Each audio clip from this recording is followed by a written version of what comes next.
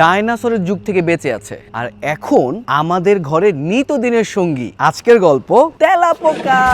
Dinosaur এলো, dinosaur বিলুপ্ত হলো, বরফ যুগ এলো, তাও শেষ হলো। আমরা এলাম, আমাদের সাথেও তেলাপোকারা টিকে আছে, আমাদের সাথে একই বাসা। তেলাপোকারা 30 কোটি বছর ধরে পৃথিবীতে সফলভাবে বেঁচে আছে। তেলাপোকাগুলো এত বছর ধরে কিভাবে বেঁচে থাকলো?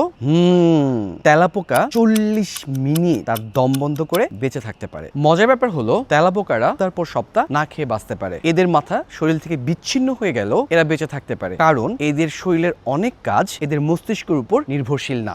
তেলাপোকার ব্যাপারে আরেকটা মজার ব্যাপার হচ্ছে এরা শ্বাস প্রশ্বাস নেয় নিজের শরীরের দুই পাশের অসংখ্য ছিদ্র দিয়ে। তেলাপোকা তার হারানো পা নতুন করে জন্মাতে পারে। তেলাপোকা যদি মানুষের মতো বড় হতো তাহলে তাদের ঘন্টায় 300 কিলোমিটার বেগ হতো।